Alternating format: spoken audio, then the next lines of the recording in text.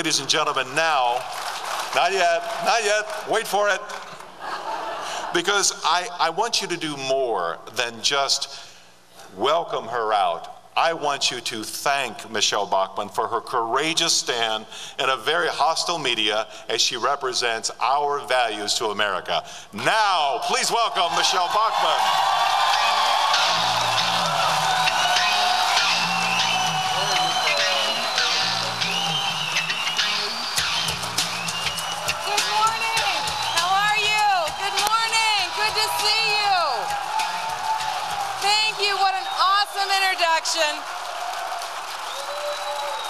Thank you so much. I guess you all saw by the entrance I just gave that I am so eager for November to come. I can't wait. How about you? And from the introduction, you just learned that I am the old woman that lives in the shoe. I've got 28 kids, but I do know what to do. I just want you to know that. I want to thank Tony Perkins. I want to thank FRC Action. I want to thank all of the great organizations that sponsored this terrific event. It is an honor to be asked to be here to speak to this great group of people, and so I thank you so much for the opportunity. 5 years ago, when this event started, I remember when all of the Washington elite said that this wouldn't amount to anything. Well, take a look around. I would say you matter.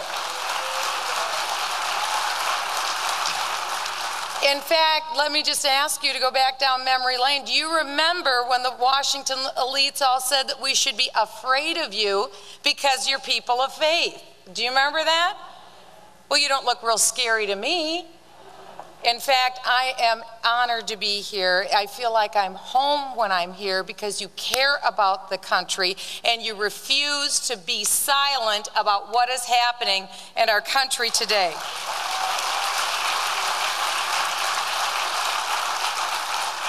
I think the one thing that these high and mighty types, part of the ruling class here in Washington, D.C., just don't seem to understand. They live at the wine and cheese parties, you know, here in D.C.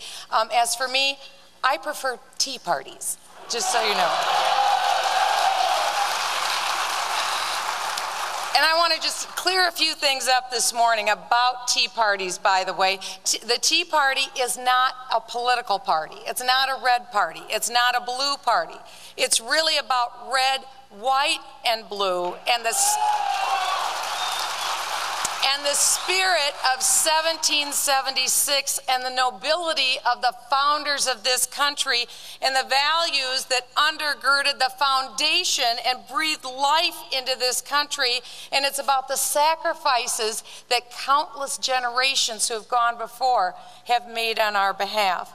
And to those who would spread lies and to those who would spread falsehoods and rumors about the Tea Party movement, let me be very clear to them. If you are scared of the Tea Party movement, you are afraid of Thomas Jefferson, who penned our mission statement. And by the way, you may have heard of it. It's called the Declaration of Independence.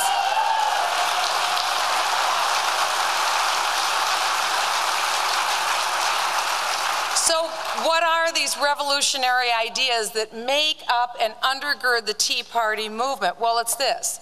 All men and all women are created equal. We are endowed by our Creator, that's God, not government, with certain inalienable rights, ones that only God gives, government can't take away, like life and liberty and the pursuit of happiness. So I just want to look at these for a second. First of all, life. Now you would think we would figure this out, but some people seem confused by the term, and so I want to simplify it. People have a right to life. Have we got that? People have a right to life when we are strong and fit. People have a right to life when we are sick and old. People have a right to life when they are yet to be born. People have a right to life.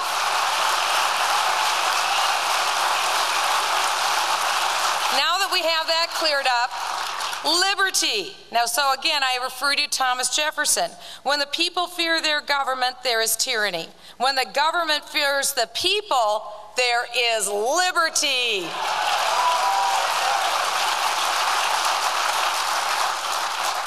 Now, in 2008, I think it's important that we know that people voted their values in 2008 because the people saw in Barack Obama a new chance, a new way, a new opportunity. And it is the beauty of our American Republic that their voices were heard.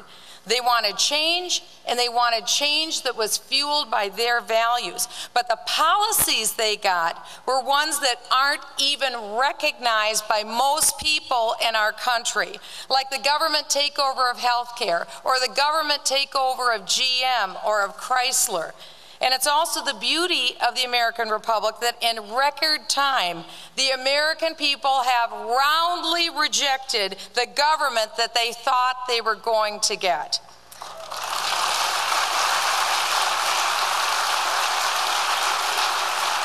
Because for the last 2 years, the government has been busy trampling on the rights and on the values of the people who voted for them. Barack Obama's government has clearly betrayed our trust, the trust of the American people. But in November, the voter is going to speak again, and this time I think they're going to shout in 2010. And once again, I think the government will be fearing the people, and liberty will be refreshed in our country. The pursuit of happiness. It's important to know how very simple this is. This is not about a license for hedonism. The pursuit of happiness is about individuals having the right to the fruit of their own labors. It's that simple.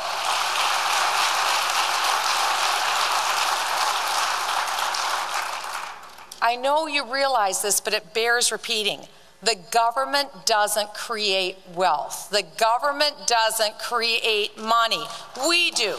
We're the ones who do. But they're busy trying to be our banker. They're busy trying to be our mortgage broker. They're busy trying to be our financial services broker, our car dealer, our doctor.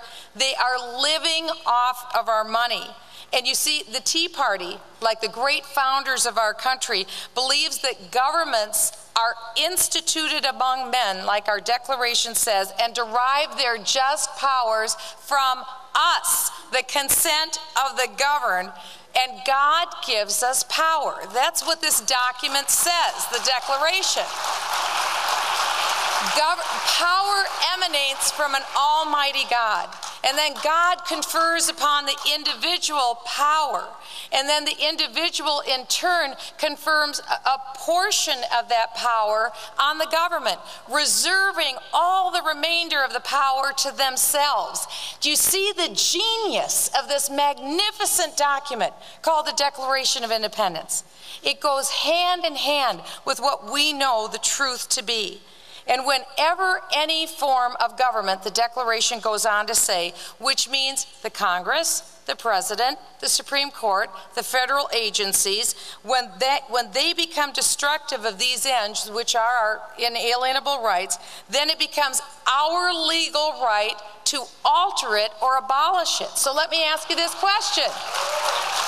Would you like to alter your Congress?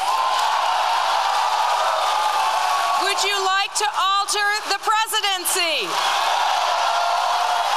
Would you like to alter the Supreme Court? What about those federal agencies? I knew I liked you. I really knew I liked you. And the Declaration then goes on to say, and to institute a new government. And I'm giddy now because that's what we get to do this November.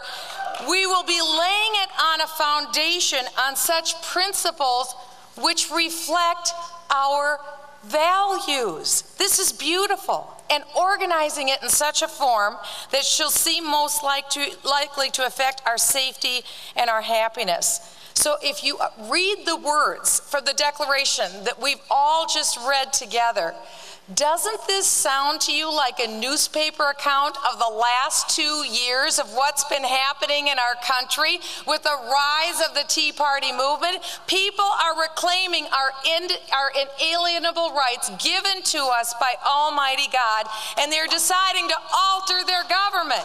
This is a wonderful gift. Bear in mind, this is the largest political movement that we have seen in modern times. It comes under the literal parchment of the Declaration of Independence, the Constitution of the United States, and the Bill of Rights. It's made up of disaffected Democrats, Republicans, Independents, Libertarians, Constitution Party, people who have no political affiliation at all. All they know is they don't like what they see coming out of Washington, D.C. It does not reflect their values, and they're going to do something about it. That's the spirit of 1776, alive and well in the United States today.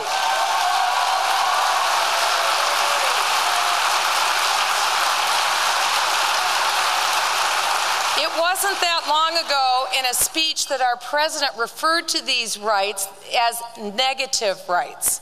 Negative rights, because it negates the powers of big government. Well, that reminds me of like a child who you take to the toy store who can't get all the toys they want when they go up and down the toy store aisle. Or a teenager who can't have the car keys anytime they'd like. Or maybe a college student who can't have unlimited access to your credit cards. That's kind of what it's like. Because that kind of thinking to me is infantilism. That's what it is. It is infantilism, because unlimited credit cards for our elected leaders have become an entitlement, like President Obama flying personal chefs into the White House, or like Speaker Pelosi, who has been busy sticking the taxpayer with her $100,000 bar tab for alcohol on the military jets that she's flying, or Harry Reid. Well, we may not have to worry about Harry Reid much longer.